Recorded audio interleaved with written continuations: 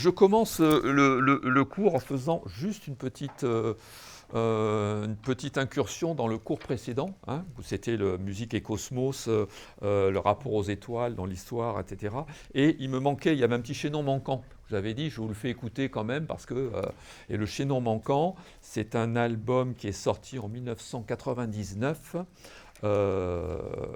et qui est un rapprochement, en tout cas une étude entre des astrophysiciens qui ont repéré donc, les planètes du système solaire, leur masse, etc., et qui ont fait une sorte plusieurs calculs et qui ont travaillé avec des musiciens donc, dans un studio musique électro, on va dire, et qui ont tenté de transposer en fin de compte ces calculs pour arriver à donner une image, en tout cas sonore, de certaines planètes et constellations d'ailleurs, mais des planètes du système solaire. Donc je vais vous faire écouter ce que je n'ai pas pu faire écouter la dernière fois.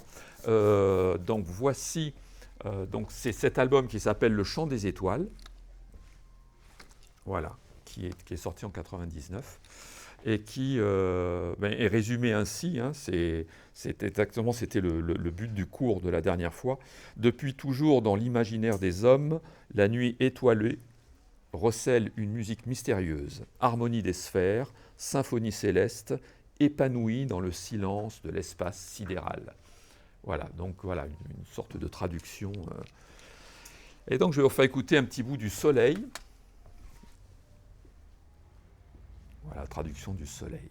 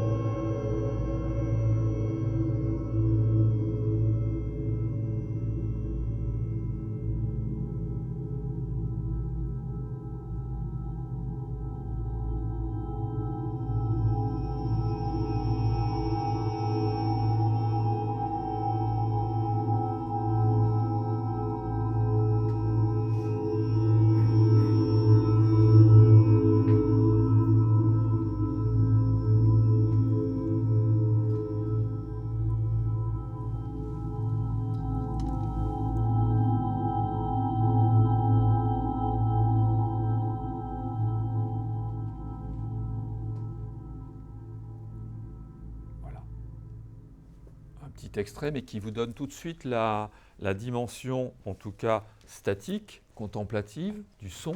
En fin de compte, c'est un peu ce que l'univers représente et ce que l'univers a fasciné les musiciens, justement, de par cette circularité, cette staticité, ce côté contemplatif qui a élevé justement l'esprit humain au niveau mystique. C'est ça qui a nourri, en tout cas, une grande partie de l'histoire de la musique. Même s'il y a des œuvres qui sont très ponctuelles et qui ont été faites à partir de ça, vous avez donc là une traduction qui permet le lien entre l'origine les civilisations antiques, hein, qui ont déjà fait le lien entre musique et cosmos, avec cette notion d'harmonie des sphères qui reste en tout cas ancrée depuis la mythologie, depuis la Grèce antique jusqu'au Moyen-Âge, harmonie des sphères, qui sera traduite aussi par donc musique des sphères, Music of Spheres, et qui représente aussi le dernier album de Coldplay en 2022, qui s'appelle Music of the Spheres, hein, et qui représente, entre différentes chansons, un rapport à l'univers avec ce genre, en fin de compte, cette espèce de musique électro statique sur des harmonies qui ne bougent pas, qui flottent, en fin de compte, et qui restent contemplatives. Alors, vous me dire, alors peut-être toutes les étoiles se ressemblent, ou toutes les planètes se ressemblent. Là, c'était un extrait du Soleil. Je vais vous montrer un autre extrait qui serait celui de Jupiter. C'est qui a écrit ? C'est Louis Dandrel. En enfin, qui a écrit, qui a conçu la musique, c'est Louis Dandrel, D-A-N-D-R-E-L. Alors voilà Jupiter, la traduction de Jupiter. Toc.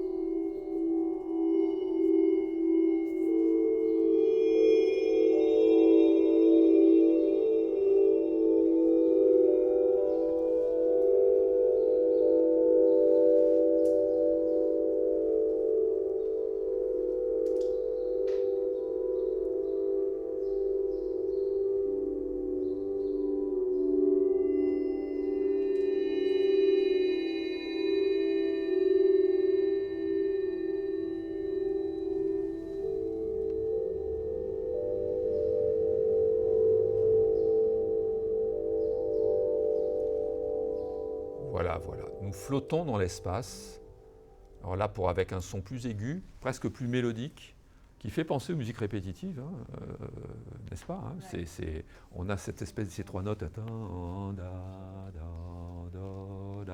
Voilà, une traduction de Jupiter, et qui nous fait dire que l'intuition de départ, cette espèce de relation à l'harmonie des sphères, à la staticité, à la contemplation, enfin tout ce que j'ai imprimé déjà dans l'histoire de la musique comme fondement du départ de l'idée de musique, en tout cas, cette représentation de la nature et de quelque chose qui est plus grand que nous, qui est presque infini, on ne sait pas encore, mais en tout cas à la base qui est infini et qui flotte dans l'espace comme ça, on peut dire qu'avec cette traduction-là des planètes du système solaire, Louis Dandrel avec des astrophysiciens, on peut dire que la constatation, l'intuition de départ est tout à fait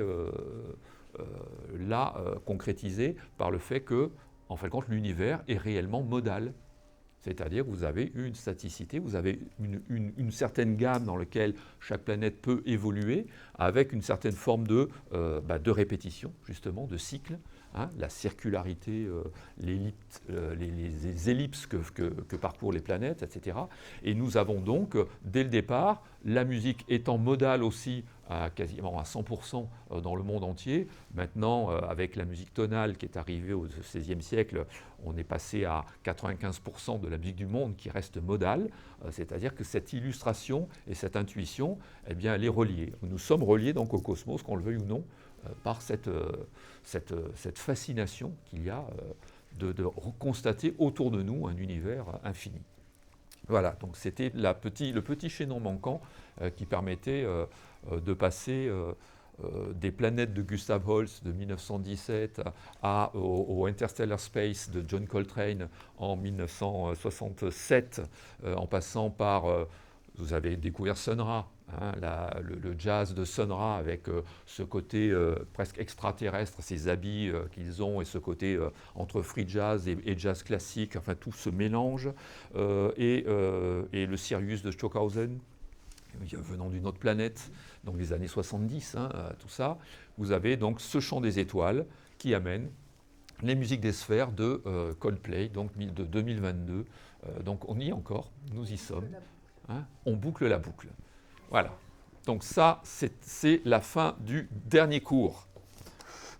Alors, aujourd'hui, on se lance dans une nouvelle petite introspection dans un rapport entre le fantastique et la musique. Voilà, c'est mon nouveau sujet. Le fantastique et la musique. Alors, fantastique, c'est bien parce qu'on sort des étoiles là, et les étoiles ont suscité déjà de l'imaginaire.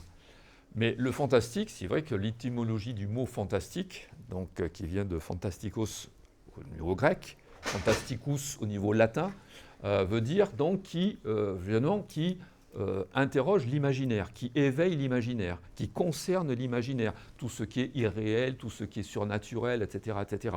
Donc cet imaginaire qui viendrait éventuellement aussi je dirais, d'une certaine lecture mystique de ce qui nous entoure. Ça va jusqu'aux divinités des civilisations anciennes, etc., jusqu'à, on va dire, l'époque baroque, l'époque classique, qui éveille à nouveau un rapport à la mythologie, à tous ces éléments-là. Mais moi, ce que j'entends par fantastique dans la musique, c'est quand on rentre dans le romantisme, c'est-à-dire le 19e siècle. Hein. C'est le romantisme qui va développer cette notion de fantastique, et notamment cette notion, en tout cas interne à l'humain, qui est cette dualité entre le bien et le mal, ce côté le diable existe-t-il dans la musique ou pas? C'est toutes ces questions-là qui vont se développer dans le romantisme. Hein, le côté, on va dire, dark side, non pas of the moon pour les Pink Floyd, mais dark side de nous-mêmes, hein, la face cachée, la face noire et la face lumineuse. Ces oppositions-là qui vont être traitées très, très, très brillamment par le romantisme et qui vont influencer donc forcément, eh bien, jusqu'à nos jours, les groupes de heavy metal, entre autres. Mais surtout les groupes de heavy metal. On va faire des petits liens comme ça, mais je vous donne un petit rapport à l'histoire, parce qu'avant de rentrer dans le romantisme, il est certain qu'il y a deux choses qui vont être reprises par le romantisme et qui viennent des siècles précédents. Ces deux choses, donc l'idée du diable qui vient de la Bible, bien entendu, et qui va donner naissance dans les chants grégoriens des années donc, du 8e, 9e siècle, 10e siècle, etc., vous avez une phrase qui s'appelle le dies irae, la colère de Dieu, qui est très connue, puisque, entre autres, c'est l'introduction du Shining de Kubrick. N'est-ce pas? L'introduction du film se fait sur le dies irae, quelque chose que vous avez certainement dû entendre quelque part, mais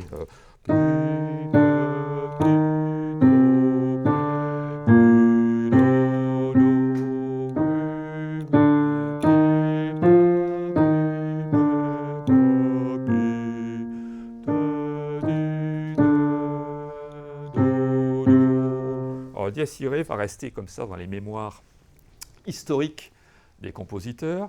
Et puis, autre chose aussi, il y a un rapport d'intervalle qui, au Moyen-Âge, quand on commence vraiment à écrire la musique et à regarder les rapports des intervalles, vous avez un intervalle de 3 tons, qu'on nomme d'ailleurs triton, le triton, c'est-à-dire un rapport entre, il y a 3 notes qui suivent, et ça fait donc 2 notes à la fin, la première et la dernière note, mais qui, en se suivant mélodiquement, donne une certaine dissonance. Et cette dissonance, je vous la fais écouter, hein, je prends une première note, je monte 3 tons.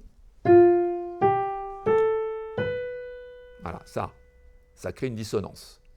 Ce qu'on voulait entendre au Moyen-Âge, c'est... Là, c'est stable, c'est clair, et c'est plutôt lumineux. Là, mélodiquement parlant, pour un chant grégorien, par exemple, ça passait pas. Donc l'Église avait, on interdisait cet intervalle-là, qu'on surnommait quoi? Diabolus in musica, le diable en musique. C'était le diable. Pam, pam, pam, pam. Ah là là, ça a gêné. Ça gêne plus nos oreilles maintenant, puisque nous sommes habitués à plein de choses. Le paradoxe, c'est que ce qui était interdit mélodiquement à cette époque-là, donc ce diable en musique, on l'a viré donc par la porte, il est re-rentré par la fenêtre, et il s'est inséré paradoxalement, dans l'harmonie de la musique, dans l'harmonie à partir du XVIe, XVIIe siècle, donc à partir de l'époque baroque, ces 2 notes, non plus mélodiquement, mais ensemble, ces 2 notes, qui sont donc toujours un triton, ensemble, vont fabriquer, en fin de compte, tout le rapport à l'harmonie classique, baroque, classique, romantique et tout ça, dans l'histoire de la musique, c'est-à-dire que ces 2 notes, j'en ai parlé déjà au cours précédent par rapport à Newton, ce sont ce qu'on appelle les notes attractives. Et les notes attractives, c'est celles qui nous font garder les pieds sur terre, en fin de compte, et qui nous font retomber donc sur la première note d'une gamme, d'un morceau qui a telle ou telle tonalité. Vous êtes en Do majeur, les notes attractives seront celles-ci, soutenues par une septième, la dominante, ce qu'on appelle globalement l'accord de dominante, pour finir sur la terre, c'est-à-dire sur la tonique du mode, c'est-à-dire la première note de la gamme dans laquelle la pièce peut être écrite. Donc, si on est en Fa, on va avoir ça. Voilà. On peut être en majeur, on peut être en mineur. Et l'idée des notes attractives, c'est qu'elle est relativement sournoise, parce que c'est le diable qui est dans la musique. On peut la voir comme ça. On peut la voir, mais on peut la voir à l'envers. Ou bien, donc 2 notes attractives vous donnent 4 tonalités possibles. Donc déjà, c'est diabolique. Donc le diable s'est inséré dans l'harmonie. Donc cette harmonie qu'on entend qui nous rassure, puisqu'on se dit, waouh, qu'est-ce que c'est beau d'entendre ça. On entend une dissonance et on a tout de suite après l'accord qui va résoudre cette dissonance dans le plus pur effet de repos et d'apaisement.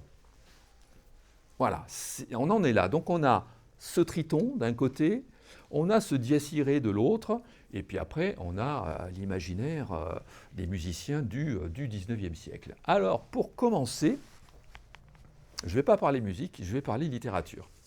Parce que ça me paraît important, parce que c'est la littérature qui, en premier, est rentrée dans l'idée du romantisme. Et quel est le premier grand nom de la littérature romantique ?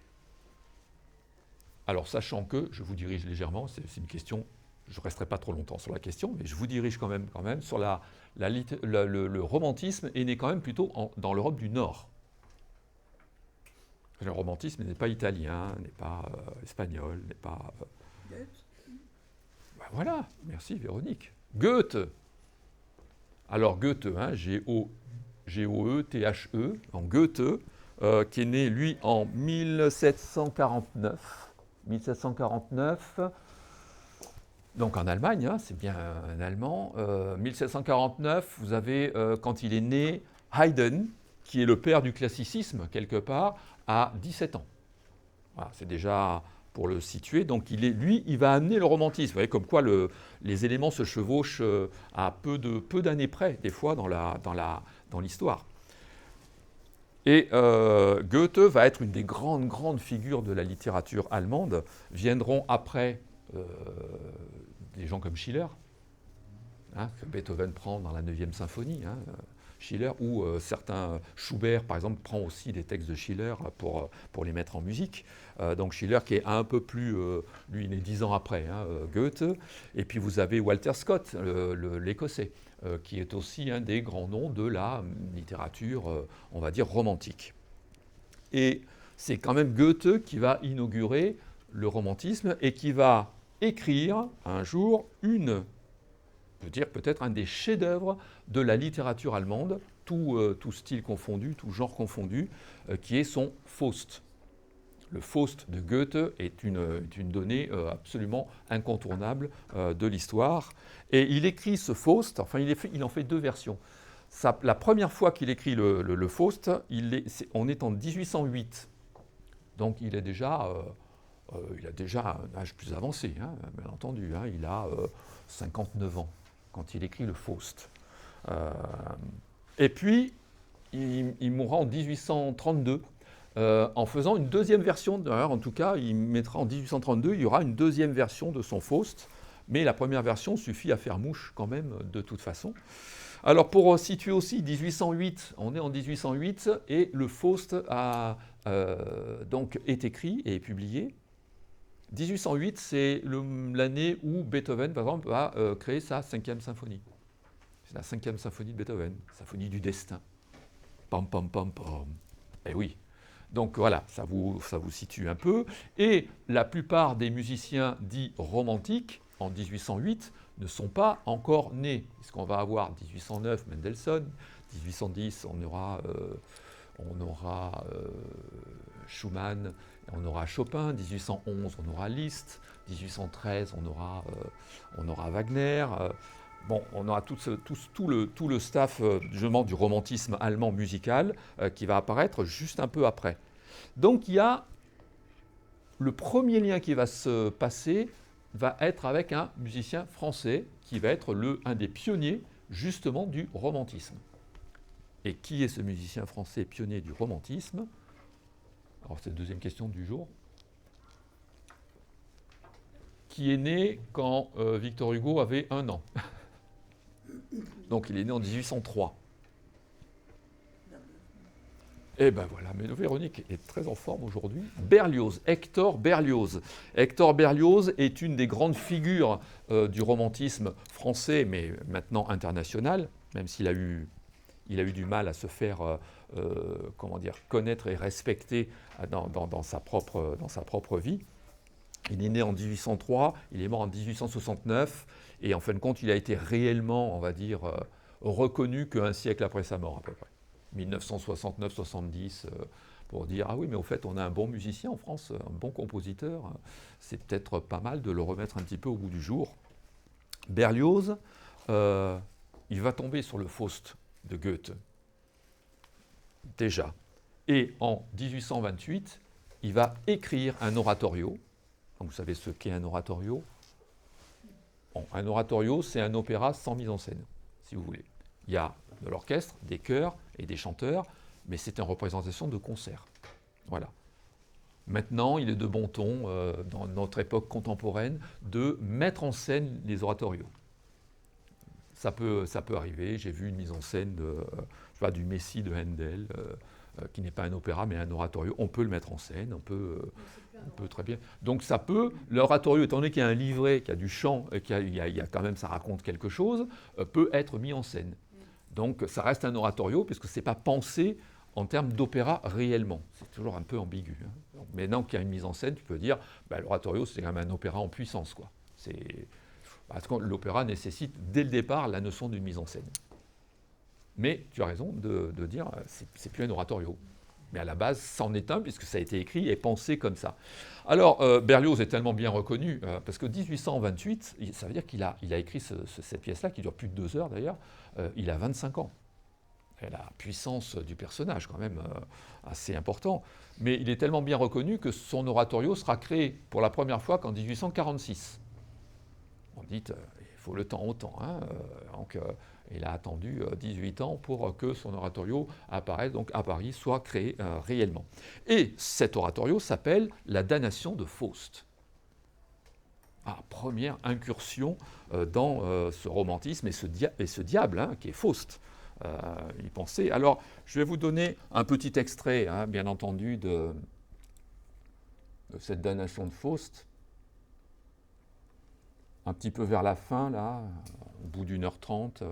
Voilà à peu près à quoi ça ressemble, parce qu'on est vraiment dans les prémices de 1828, pour vous dire, quand il écrit en 1828, c'est l'année de la mort de Schubert. Beethoven est mort depuis 1 an.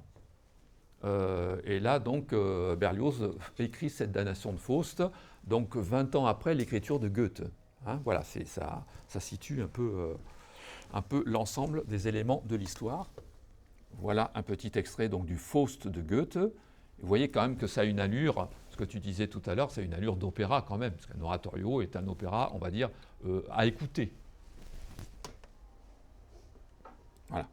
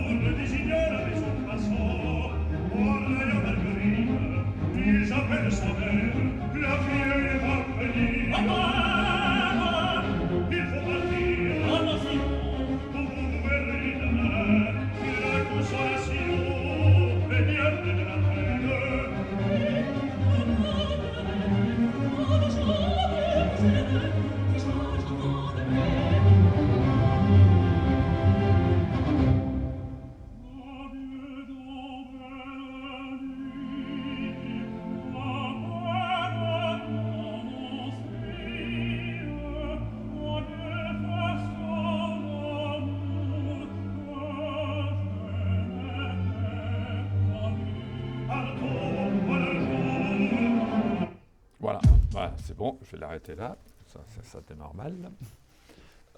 Vous avez donc tout de suite ressenti qu'il y avait une influence bien sûr classique dans l'écriture de Berlioz, beethovenienne, surtout beethovenienne dans l'intensité de l'orchestre, et en même temps il y a des ruptures, les ruptures entre quelque chose de rapide, puis tout d'un coup ça devient lent, puis ça s'arrête, et puis on reprend du rapide, toutes ces oppositions qui vont aussi fabriquer la musique romantique, c'est-à-dire les paradoxes, les oppositions complètes, et notamment les oppositions entre lumière et entre la clarté et la noirceur, justement, qu'on va développer dans le romantisme. Donc nous sommes là sur la première œuvre, on va dire, qui présente quelque chose qui est de l'ordre du fantastique, puisque là, on n'est plus dans la mythologie, on est dans le rapport entre l'humain et sa propre condition terrestre. Pourquoi? Quel est le sujet du Faust? Faust, c'est en fin de compte, c'est un homme qui, vieillissant, je pense que Goethe s'est projeté lui-même dans ce sens-là, même si ce n'était pas si vieux, mais peut-être à l'époque, 59 ans, c'était peut-être... je ne trouve pas ça ce soit vieux du tout, mais peut-être à l'époque, c'était un peu âgé, quoi. Voilà. Donc c'est Goethe qui se projette. Donc Faust est un homme vieillissant qui va passer un pacte avec le diable pour avoir une nouvelle jeunesse, pour pouvoir séduire une jeune fille dont le prénom est Marguerite. Voilà. Et donc ça va, comme d'habitude, quand on fait un pacte avec le diable, ça ne se passe pas comme c'était prévu. Tout est peut-être merveilleux un petit moment, mais il y a un moment où tout va se renverser aussi. Donc là, je vous laisse après découvrir le fin de l'histoire, voire même élaborer une série télévisée. Tiens, pourquoi pas? Il n'y a pas eu de Faust dans les séries télévisées ou un film, je ne sais pas. Il y a eu des films, oui, autour de Faust. Voilà, donc nous en sommes là, et en même temps, tout bouillonne quand même, parce que apparaît au début du XIXe siècle, apparaissent comme ça progressivement des formes d'écriture qui sont tout à fait nouvelles et qui se détachent progressivement de l'idée donc à la fois mystique ou mythologique, l'idée de Dieu, l'idée des dieux, l'idée des super héros, etc., au profit de la condition humaine et de la manière dont l'humain peut être créateur à la place du créateur divin, donc l'humain créateur. Et je fais une toute petite parenthèse sur une autre grande figure qui est apparue et qui est née la même année que Schubert, c'est Mary Shelley, qui a côtoyé longtemps le poète Lord Byron, grande écriture, donc écrivaine anglaise, qui publie à 21 ans donc le Frankenstein, qui ne s'appelle pas Frankenstein, mais Frankenstein ou le Prométhée moderne. C'est le vrai titre. Elle élabore ça, elle a 18 ans. Globalement, elle a 18 ans. Elle est née donc en 1797. Et c'est en 1818 que va paraître le Frankenstein, et en 1821 sera déjà traduit en France. Donc, quelle est l'histoire du Frankenstein? C'est en fin de compte, c'est un scientifique, plutôt médecin, qui va tenter de créer soi-disant, on va dire une créature, mais il essaye de créer un homme à partir d'éléments de boue, de corps de différentes personnes décédées. Donc il les reconstitue, il les recoue ensemble, et c'est par l'énergie, donc le Prométhée moderne, par l'énergie du feu, de l'électricité, etc., qu'il va faire naître une créature. Une créature qui va le dépasser tellement qu'elle se retournera contre lui, puisqu'il va essayer de la projeter le plus loin possible, mais en fin de compte, la créature l'attirera à lui, et donc ils mourront. Ça se passe toujours très mal, ce genre de choses, mais bon, c'est un peu l'histoire de Frankenstein qui a donc forcément nourri des générations pas que d'écrivains ou d'artistes, mais des populations entières. On en est encore, à la fin du XXe siècle et au début du XXIe siècle, à travailler sur ces sujets-là, que ce sont des sujets réellement de dire comment peut-on imaginer qu'à partir d'un bout de bras, un bout de jambe, un bout de pied, un bout de main, et d'arriver à faire naître une créature. Donc la créature est fantastique par essence, dans ce cas-là, mais elle n'est plus divine. Et c'est l'humain qui la crée. Et ça se retourne contre lui, etc. etc. Bon voilà, vous avez ces éléments-là. Donc vous avez Marie Shelley, vous avez le Goethe, vous avez donc cette damnation de Faust qui sera créée qu'en 1846 par Berlioz. Mais Berlioz intègre quand même dans une autre œuvre qui est très connue de lui, qui s'appelle... Quelle est l'œuvre la plus connue de Berlioz? Allez. L'Enfance du Christ, c'est une œuvre de Berlioz, mais ce n'est pas forcément l'œuvre la plus connue. Celle qui est vraiment populaire à l'échelle mondiale. Hein. Allez. Alors là, ça rentre en plein dans le sujet du cours. La symphonie fantastique. Fantastique. C'est fabuleux. La symphonie fantastique. Oui, vous la connaissez, cette symphonie fantastique. Alors, qu'est-ce qu'elle a de fantastique, cette symphonie? C'est là où on peut se poser la question.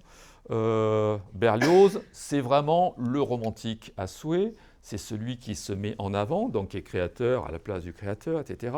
Et donc le monde tourne autour de lui.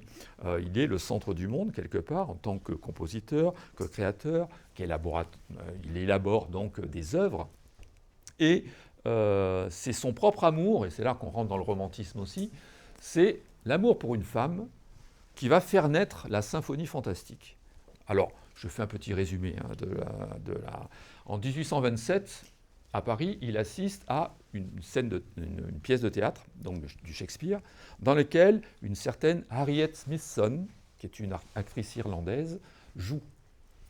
Et donc, en étant donc 1827, il est peut-être en train d'écrire la damnation de Faust, je ne sais pas trop, hein, parce que là, je ne sais pas combien de temps il a mis pour la damnation de Faust, mais donc il a 24 ans, et il tombe amoureux de Harriet Smithson. Donc il tente de lui écrire des lettres, etc.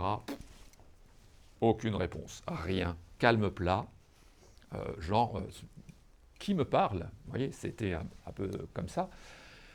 Et tout d'un coup, à force, parce que là, en 1830, en 2 mois, il décide d'écrire une symphonie, parce qu'il se dit, si les lettres, elles ne marchent pas, je vais lui écrire une musique. Et il écrit la symphonie fantastique. Entre février, mars, avril, voilà. De février à avril 1830, il a écrit la symphonie fantastique. 2 mois. Puis c'est une œuvre, hein. C'est pas une petite pièce, hein. C'est une œuvre relativement conséquente. Et donc, il invite cette Harriet Smithson au concert. Elle ne vient pas. Décidément, ça ne fonctionne pas. Donc il attend encore 1832. Hein, ça sera recréé à nouveau. Et là, elle vient. Donc il peut lui déclarer sa flamme et tout ça. Mais les parents sont absolument opposés à ce qu'elle se lie avec un saltimbanque qui part dans tous les sens, musicalement, etc. etc. Il y a toute cette dimension-là. Finalement, ils arrivent quand même à se marier. 1833, ils arrivent à se marier. C'est super, très très bien. Et le mariage ne tiendra pas longtemps, puisque elle va rester trop sédentaire, elle va devenir un peu acariâtre, elle va jalouser son Hector Berlioz, parce qu'il bouge beaucoup, il fait beaucoup de musique un peu partout, il voyage beaucoup, elle reste un peu en plan, elle va vieillir prématurément, elle va tomber malade, etc. Tout est là pour casser le mariage, et donc ils vont se séparer très très vite. Mais Berlioz continuera quand même à l'aider jusqu'à la fin de sa vie, ce qui est très bien, c'est un engagement quand même remarquable. Mais ils sont séparés. Alors tout ça pour ça, vous dites, il a une symphonie fantastique, super, en 5 mouvements. Elle n'était pas au départ, hein. Après elle l'est devenue. Symphonie fantastique qu'il a intitulée, donc sous-titrée « 5 épisodes de la vie d'un artiste ». C'est une autobiographie personnelle qu'il se fait, et dans laquelle il traduit son amour en représentant la femme qu'il convoite avec un seul thème qu'il a appelé l'idée fixe, comme le chien de Astérix et Obélix. C'est l'idée fixe, ça vient de là, hein, c'est l'idée fixe de Berlioz. Hein, et donc cette idée fixe, c'est un thème qui reviendra sur les 5 mouvements qu'on va retrouver, plus ou moins transformés, plus ou moins abîmés, plus ou moins magnifiés, selon les mouvements, à travers donc ces 5 épisodes de la vie d'un artiste. Et les 5 épisodes donc, commencent par rêverie-passion, Je ne vais pas vous faire écouter la symphonie fantastique en entier, je pense que c'est peut-être pas forcément... On va écouter le début de chaque mouvement. Ça, ce qui m'intéresse, c'est le 5e mouvement, justement, parce qu'on revient au fantastique. Rêverie-passion, premier mouvement, dans lequel il y a l'éveil. Donc, il y a de la rêverie naît une passion, donc l'idée fixe apparaît. Et je rappelle en même temps que l'idée fixe, cette idée d'associer une mélodie à une personne, va être développée par Wagner dans le leitmotiv, justement, de ses opéras, où il y aura un objet sera représenté par un thème, une action par un thème, un personnage par un thème, etc. Et que l'opéra wagnérien, par exemple, illustrera le livret en termes musical. Vraiment. Donc, il y a cette idée fixe qui naît. Puis, le deuxième mouvement, un bal. Et alors là, un bal, on a l'idée d'une mise en scène. Il y a des gens donc, qui tournent, il y a une valse. Et puis, donc, il aperçoit à nouveau cette personne qu'il convoite au milieu des autres. L'idée fixe apparaît par rapport à cette valse. Le troisième mouvement, c'est une scène au chant. Donc, on tombe dans le champêtre. C'est peut-être l'idée peut-être du pique-nique champêtre. Pourquoi pas ? Le quatrième mouvement, ça commence à être un peu plus grave, puisque ça s'appelle Marche au supplice. Donc l'artiste en question est condamné, et donc il marche vers l'échafaud. Donc ça devient grave. Et donc vous dites, une fois qu'il est condamné, qu'il est passé sur l'échafaud, qu'est-ce qui se passe ? Eh bien, on a le 5e mouvement qui arrive, et qui s'appelle Songe d'une nuit de sabbat, c'est-à-dire il rentre dans les enfers. Voilà. Et donc, comment Berlioz va traduire cette idée des enfers, justement, au-delà de l'opéra baroque et tout ça, qui a déjà été traduit, hein, Orfeo, Monteverdi, etc. Vous avez des tas dans l'opéra, les enfers existent déjà. Mais là, c'est une traduction en même temps romantique et presque, je dirais, presque à la fois malveillante et en même temps très... on est assez proche de la notion de peur, d'inconnu, on ne sait pas trop où on va, on rentre vraiment dans l'obscur, hein, et dans le côté mauvais, le côté sarcastique, dans ce 5e mouvement de la symphonie fantastique. Alors voilà à peu près le ton de départ donc, dans la symphonie fantastique. Toc, Berlioz, symphonie fantastique. Voilà le ton de départ. Toc. C'est parti. Donc très doux.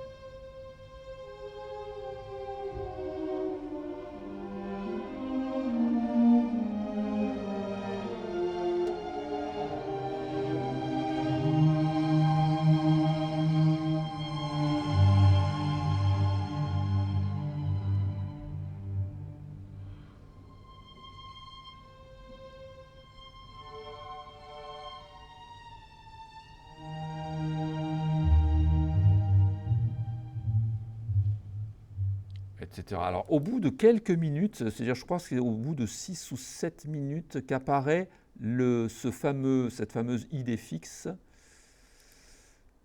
On va regarder un peu plus loin.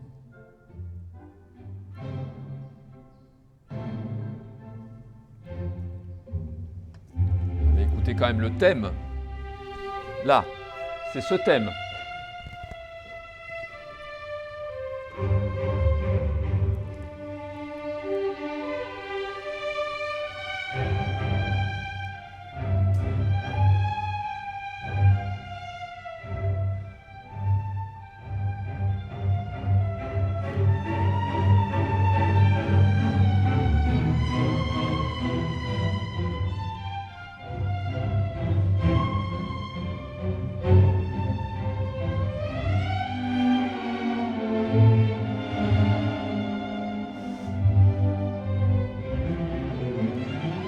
Voilà, etc., etc. Voilà, là, vous avez le thème de l'idée fixe, vous l'avez enregistré.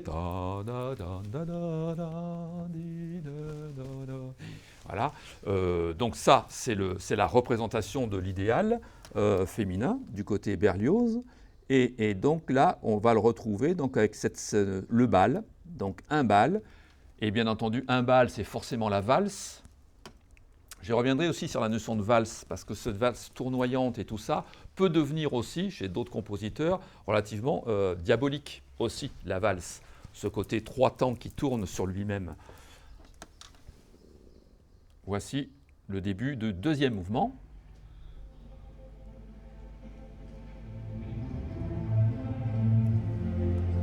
Très beethovénien aussi, là.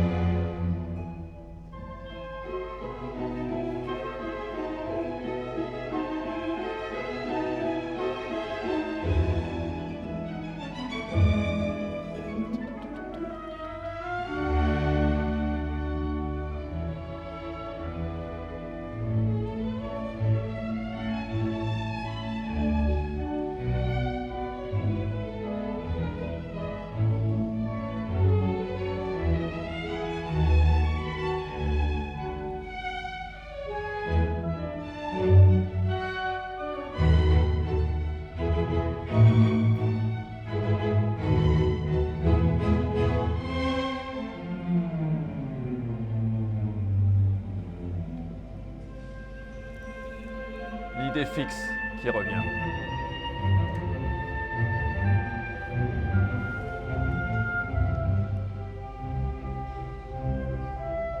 Et qui rentre dans la valse.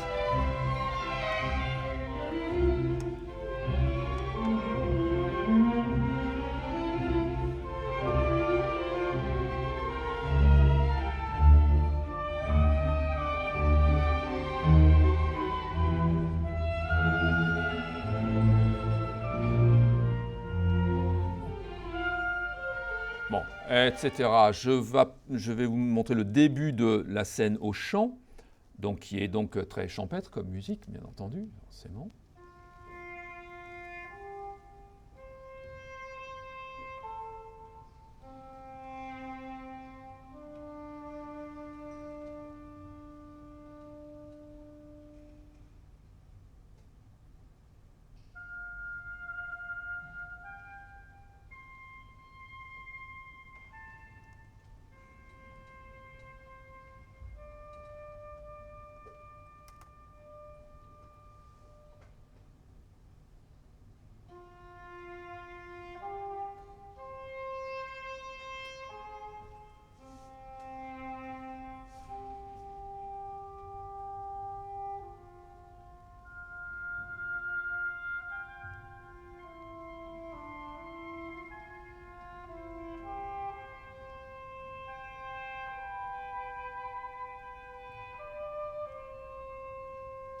Bien. Etc. Jusque-là, rien de fantastique hein, quand même. Hein. Vous remarquez, hein, on arrive dans une musique quand même plutôt une allure romantique, de par le fait que c'est une musique à programme Et musique à programme, il n'y en a pas beaucoup encore, hein, ça n'existe pas réellement. C'est-à-dire qu'on raconte une histoire à travers l'ensemble de la musique. Alors Vivaldi était déjà, avec les 4 saisons, une forme de musique à programme. Une musique narrative, on va dire. Là, nous sommes dans la symphonie à programme, et c'est la première fois qu'une symphonie raconte justement quelque chose avec cette ampleur-là, hein, parce qu'elle dure presque 1 heure, hein, quand même, une symphonie qui est longue. Donc c'est à partir de la marche au supplice qu'on commence à se dire, il met en scène sa propre exécution, qu'on commence à rentrer dans le fantastique. On se dit, tiens, c'est quand même assez étrange qu'il aille jusqu'au bout. Il y a peu de musiciens qui ont tenté ça avant, voire même aucun. Voilà, la marche au supplice commence avec une vraie marche, presque militaire.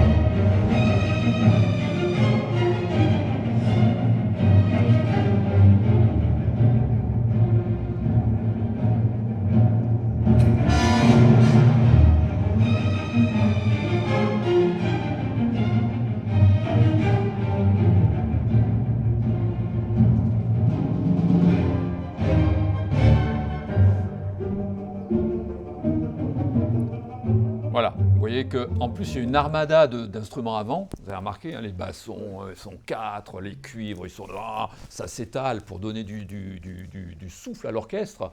Je dois souligner d'ailleurs que Berlioz est le premier compositeur à avoir publié un traité d'orchestration et qui est un grand orchestrateur, c'est-à-dire qu'il sait manipuler l'orchestre et faire sonner un orchestre comme jamais, même s'il est très, comment dire, je trouve que son écriture, même si elle est très française, est très influencé par Beethoven, par le Beethoven de la dernière manière, de la 9e symphonie, entre autres.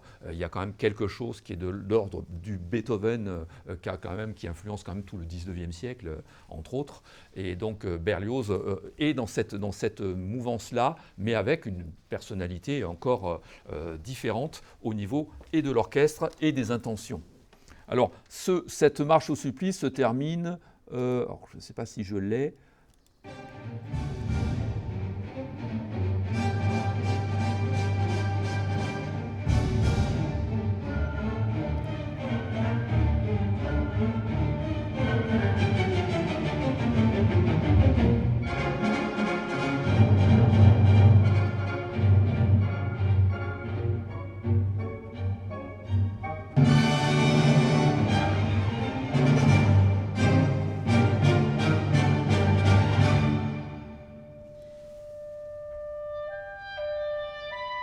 l'idée fixe,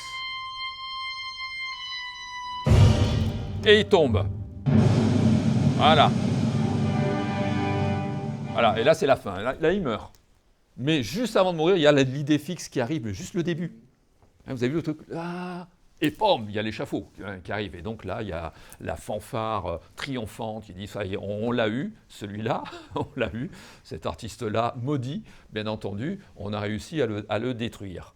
Et là, on est déjà dans une part, c'est-à-dire il met en scène sa propre mort, avec cette idée fixe, et on arrive dans ce 5e mouvement qui là rejoint notre sujet autour du fantastique, c'est donc ce songe d'une nuit de sabbat dans lequel il va donc, une fois qu'il est mort, il rentre dans les enfers. Forcément, c'est l'artiste romantique, il ne peut pas aller au paradis.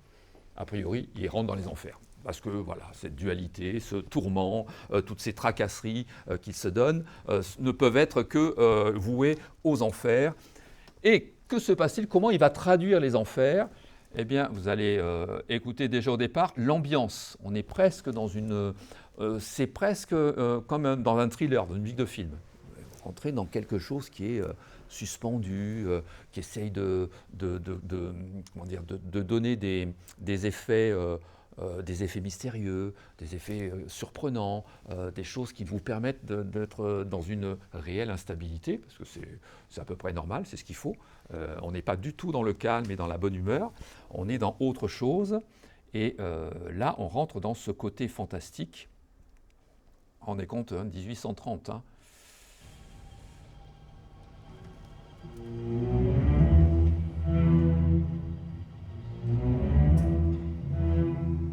Écoutez bien tout ça.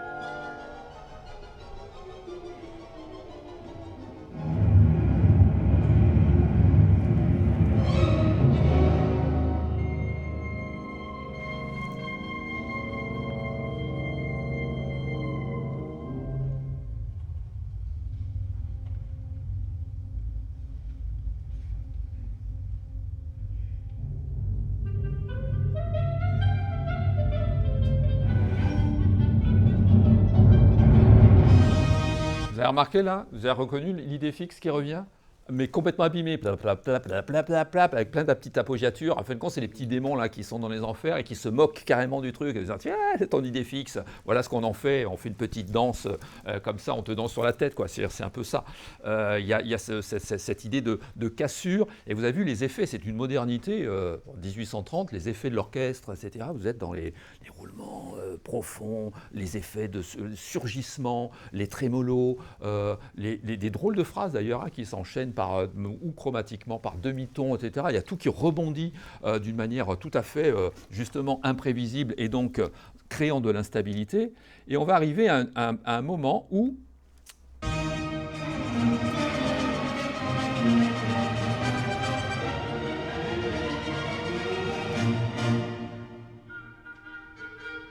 voilà, encore.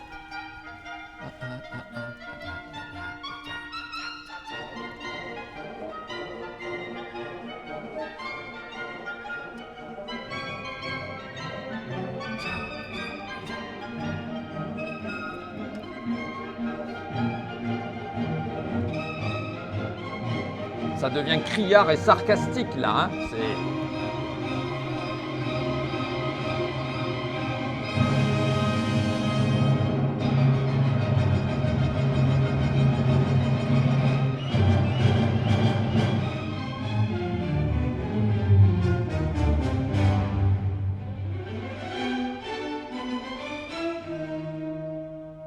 Les cassures.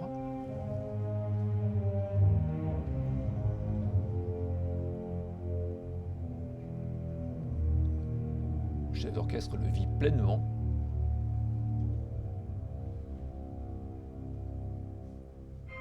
Ah, et écoutez ce qui se passe là.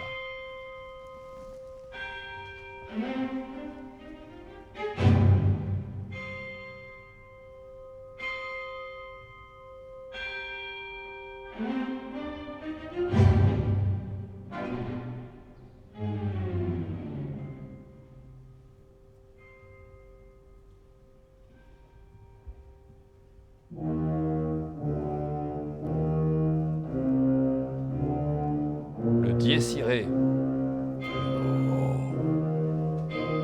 Avec les cloches.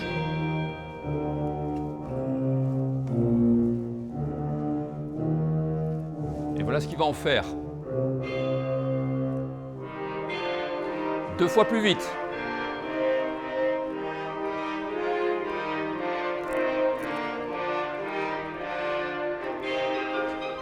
Et 4 fois plus vite.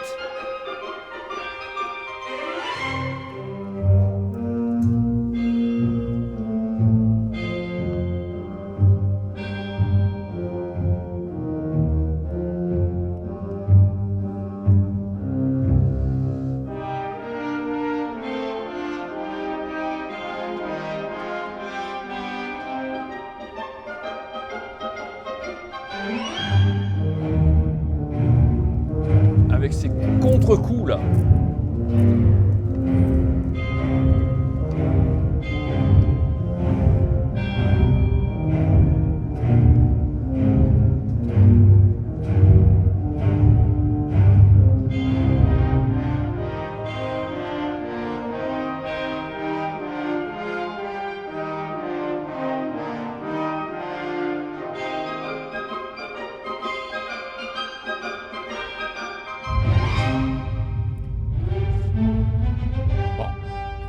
Etc.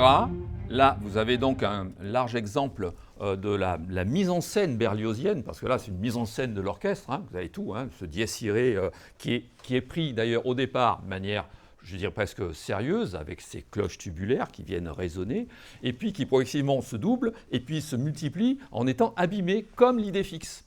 D'ailleurs, le dies irae, la colère de Dieu, on n'en a rien à faire. En fin de compte, globalement, c'est repris aussi d'une manière assez infernale par les petits démons. Ah, ta colère de Dieu, hein, tu peux l'oublier, n'est-ce pas? C'est dans ce sens-là.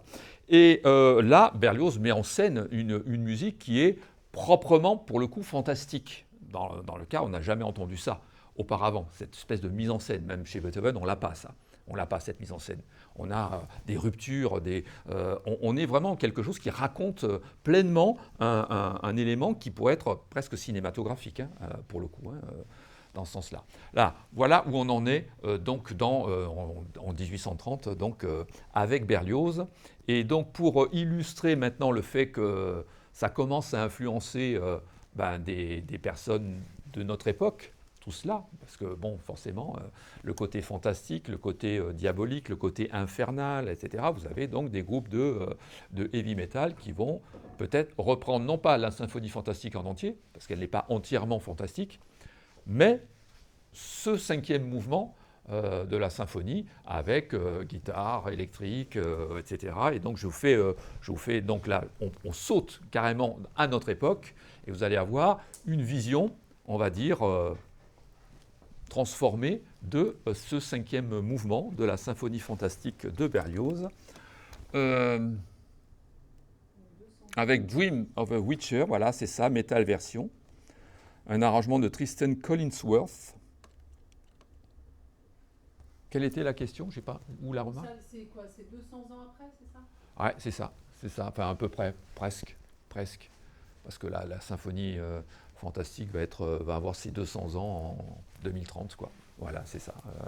Alors voilà, vous avez donc déjà, vous voyez que les métalleux, comme on peut les appeler, se réapproprient déjà des dimensions qui viennent réellement du 19e siècle et qui sont, je peux dire que après, quand il a écrit ce songe d'une nuit de sabbat, Berlioz avait déjà terminé sa damnation de Faust. Hein, elle était déjà finie, même si elle est créée que 18 ans plus tard, il avait déjà fini. Mais je pense qu'il va plus loin que dans la damnation de Faust, où il raconte vraiment l'histoire avec des personnages qui chantent, et il y a un rapport relativement encore classico-romantique, mais sans effet supplémentaire, puisque dans la symphonie fantastique, le 5e mouvement amène vraiment une dimension narrative assez exceptionnelle. Et voilà ce que ça donne.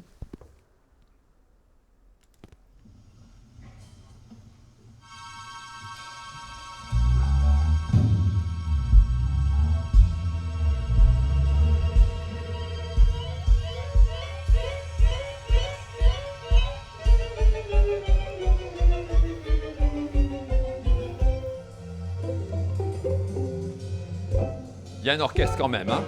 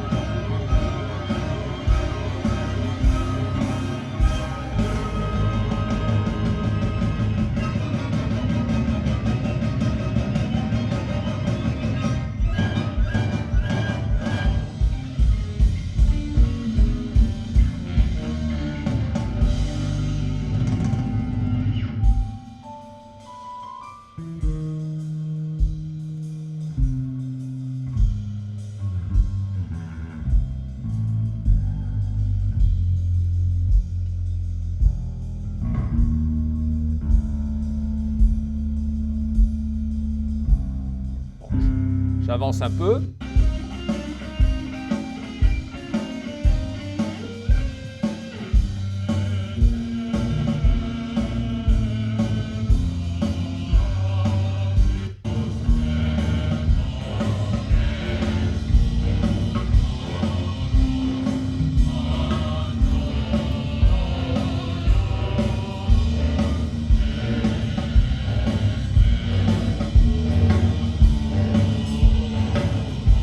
Voilà, là il cite aussi le dies irae, mais en chantant. Alors il y a toute une dimension, c'est à la fois des musiciens oui, qui lisent une partition parce qu'elle a été arrangée, hein, c'est pas du vrai heavy metal comme on l'attend, mais il y a des sonorités quand même qui s'y rapprochent, il y a des rythmiques qui s'y rapprochent, et vous avez en même temps ce chant qui vient doubler, à plus forte raison, parce que le heavy metal en général grossit encore plus l'effet diabolique, l'effet on va dire assez impressionnant que doit donner cette idée d'outre-monde, là, d'espace plus ou moins diabolique. Et donc là, vous avez un effet qui fait penser un peu, je ne sais pas si vous y avez pensé, tout à coup vous avez connecté, mais quand vous écoutez ces voix avec ce côté dies irae grégorien, ça me fait penser à Magma. Non ? 1970, hein, Magma, Christian Vander, avec leur texte écrit avec une nouvelle langue. Voilà, ce côté quand même assez insaisissable. Donc vous avez, voilà, comment Berlioz peut être revéhiculé en disant, bon, il y a quand même quelques instruments classiques derrière, mais on a ce côté assez lugubre et ressenti dans la mise en scène musicale, en tout cas repris par un groupe. J'en ai cherché, hein. Je me suis dit, symphonie fantastique, il doit y avoir quand même, il n'y en a pas beaucoup qui se sont lancés au moins ce cinquième mouvement de la symphonie fantastique. Et j'ai trouvé que eux, par rapport à un arrangement donc, qui a été fait et produit pour changer aussi la sonorité, mais vous remarquez que ça suit globalement la partition de Berlioz. Hein, on a les mêmes petits effets et tout ça, en moins... avec un espace orchestral forcément plus réduit, et donc ça rend l'effet un peu plus petit. Pourquoi ? Parce que le véritable effet, c'est par les amplis, et l'amplification, et la réverbération, et la batterie, etc., que vont être donnés les vrais effets musicaux. Ce n'est pas tant par un orchestre réduit. Surtout avec Berlioz, qui rêvait d'un orchestre de 500 musiciens et de chœurs de 1000 personnes. Enfin, oui, non, c'est ça. Berlioz, je ne sais pas si vous tombez un jour dessus, il a écrit un livre. Il a écrit un livre avec ses propres mémoires, ses propres idées musicales et tout ça. Mais le livre s'intitule « La Cité de la musique ». D'où le nom à Paris, de la Philharmonie de Paris, la Cité de la musique. Hein, on regroupe un peu tout. Et il rêvait d'une ville entière, habitée par des musiciens, etc. Va pouvoir monter un orchestre grandiose. Et ça a fait son chemin dans le 19e siècle, parce que bon, le côté complètement extravagant de Berlioz, ces visions comme ça d'orchestre multipliées par 10, ont une répercussion à la fin du 19e siècle et au début du 20e siècle, chez Mahler d'ailleurs, entre autres, qui est un peu un continuateur, on va dire, Beethoven, Berlioz. Il y a Mahler qui entre dans sa 8e symphonie qui s'appelle la symphonie des 1000. Voilà. Donc, dans lequel il y a un grand chœur, un grand orchestre, ce qu'on appelle le philharmonique. C'est même pas du symphonique, c'est du philharmonique. Alors, on a beaucoup d'instruments, oui. En même temps, il écrit quand même pour qu'il y ait beaucoup d'instruments. Et il écrit pour qu'il y ait beaucoup d'instruments. Ce qu'il a écrit là, c'est vraiment fantastique. Ouais. On ne peut pas le faire avec 3 contrebasses. Hein. Ah non, non, il faut un orchestre. Gustave Mahler, quand il écrit, là, il faut beaucoup de cuivre. Et là, absolument. Et c'est pour ça qu'il est dans la continuité. Mahler, dans la continuité de Berlioz, en termes de grandiloquence, d'extravagance. C'est Mahler qui a eu l'idée il voulait jouer les quatuors à cordes de Beethoven en orchestre à cordes. Je dis, ça ne s'est pas fait heureusement, parce que je pense que ça aurait été une catastrophe. C'est un quatuor à cordes, surtout chez Beethoven, c'est d'une précision et d'une horlogerie telle que si tu multiplies les parties par 10, tu vas avoir quelque chose qui va être noyé dans la précision. On va perdre tout ce qui est le plus important musicalement parlant. Donc, et dans un orchestre comme celui de Radio France, il y a combien de musiciens en moyenne ? Oh, il y a bien une centaine de musiciens. Hein. Ouais, ouais, ouais. Alors, ça dépend de ce qui est programmé. Ils peuvent rajouter des supplémentaires, ce qu'on appelle les supplémentaires, ça peut jusqu'à 120. S'ils font une symphonie de Mahler, ben, tu peux aller à 120, 130 musiciens. Des chœurs, ils peuvent être au moins allez, 200. Ça peut aller assez vite. Mais si tu joues du Mozart, tu n'as pas besoin de 130 musiciens. 60 suffisent, hein, ou voire 80 maximum. Un orchestre mozartien, c'est 25 au départ. Hein. 18e siècle, c'est 25 musiciens, 25-30 musiciens, c'était maximum. Et on est passé au 19e à un peu plus, à 80. Puis le philharmonique, 100, 120, 130 musiciens, c'est assez énorme. Et même maintenant, grâce à Internet, on fait des orchestres de 1000 individus qui se connectent comme ça et qui jouent ensemble avec vous avez toute une mosaïque d'éléments comme ça qui sont rajoutés les uns après les autres et qui sont comptabilisés, qui sont comment dire, à la fois mixés et remis en place par des ingénieurs du son qui remettent en place les musiques, quoi. C'est un gros travail, hein, ceci dit, à faire. Hein. Mais c'est possible. Maintenant, on peut faire ce que Berlioz a imaginé, peut se trouver sur Internet, quoi. Voilà, donc pour aujourd'hui, on s'arrête sur la symphonie de Berlioz. Vous allez voir que Faust n'a pas fini de parler de lui hein, dans le 19e siècle. À partir de la prochaine fois, on va aborder Wagner, on va aborder Franz Liszt. Et si on a le temps, on abordera aussi Gounod. Tout ce qui va parler de Faust et qui va dériver vers aussi ce côté diabolique, avec des valses tellement rapides que ça en devient virtuose et que ça devient tellement excitant que ça redevient diabolique, enfin, etc., etc. Voilà, vous aurez tout ça à partir de samedi prochain. Je voudrais comprendre juste une chose. Oui. Dans la symphonie fantastique, il y a eu un livret qui a été fait avec l'histoire. Non. La symphonie fantastique, il n'a pas écrit de livret. Non, il a écrit directement la musique. Il ne s'est pas dit je vais élaborer, mais c'est une musique narrative parce qu'il l'avait dans sa tête. Quoi. En fait, quand il a raconté vraiment son. Et donc dans son œuvre précédente, là, avec Faust, oui. Là il y a eu un.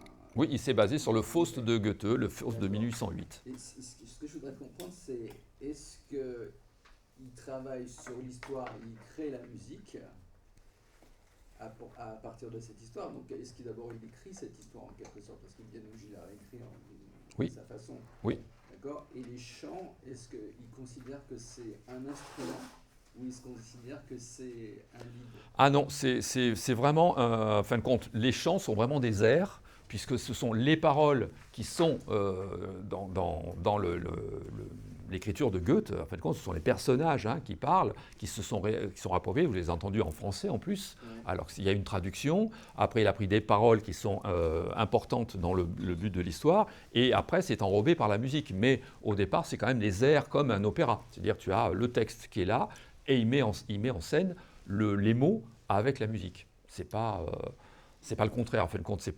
Il n'a pas élaboré quelque chose d'un côté, puis il place quelque chose de l'autre, etc. C'est vraiment le suivi. Je rappelle, pour rappeler que Goethe est à la fois, bien entendu, un écrivain romancier, mais c'est surtout un poète et un dramaturge aussi. Hein. Donc le Faust, c'est un ensemble d'éléments qui sont de l'ordre de la dramaturgie, et qui continue à exister quand même quelque part de nos jours, transformé, repris, détourné, etc. Mais cette idée du rapport à l'éternel, une sorte de jeunesse éternelle, ce sont des leitmotivs qu'on va retrouver dans la littérature du XXe siècle, la littérature, je vais dire, d'anticipation, de science-fiction, enfin bon, il y a eu plein de sujets qui ont traité un petit peu de la même idée. Prenez par exemple, je ne sais pas, il y a un film qui s'appelle L'âge de cristal, qui sur l'idée que, en fin de compte, tout le monde est capable de bien vivre jusqu'à un certain âge où là, tu dois disparaître. Et on détermine que cet âge-là, c'est 28 ans. Hein, je me souviens, c'est toi, 28 30, peut-être, quelque chose de cet ordre-là. Et donc, il y a un moment, tu dis, voilà, vous avez tout offert, votre vie, elle est là, vous avez tout offert, profitez-en parce que il y a un moment où ça s'arrêtera et donc les gouvernements donc, décident d'arrêter la vie à ce moment-là pour pas qu'il y ait de vieillesse en fin de compte. Et donc il y a des rebelles qui vont s'opposer à ça, et dont un monsieur plus âgé qui va entrer dans ce... Il y a un peu cette idée dans le meilleur des mondes de Huxley, il y a un peu toutes ces idées qui sont un peu mélangées, de l'idée de la jeunesse, l'idée de la vieillesse, donc de la sagesse quelque part, et l'idée aussi donc de la philosophie, de l'art, de la culture, de la science, de tout ce qui amène à une élévation. C'est-à-dire, il y a un moment où si c'est très très jeune, on n'a pas le temps de s'élever. Voilà, il y a tous ces sujets-là qui peuvent être traités de manière... sauf si on s'appelle Berlioz. Tu te rends compte eh ouais, 25 ans, il fait ça, sa damnation de Faust, c'est super. Franchement, il y a du... Bon, il y a eu plein de musiciens, compositeurs qui ont été jeunes. Hein. Mendelssohn, à 17 ans, il avait déjà écrit des chefs-d'œuvre. Mozart aussi. Voilà. Schubert aussi, d'ailleurs. Hein. Schubert a été très précoce. Mais bon, Mozart, Schubert, tout ça, c'est des compositeurs qui ne sont pas morts très, très, très âgés. Hein. Hein, Mozart, 35 ans, Schubert, 31, c'est pas génial hein, non plus. Hein. Voilà. Déjà dans l'âge de cristal, alors. Ils étaient déjà dans l'âge de cristal. Voilà. Voilà. Donc Goethe est mort en 1832, voilà, 4 ans après Schubert et 5 ans après Beethoven. Et donc au moment où Berlioz redonnait sa symphonie fantastique pour attirer Harriet Smithson. Je vous souhaite un bon week-end.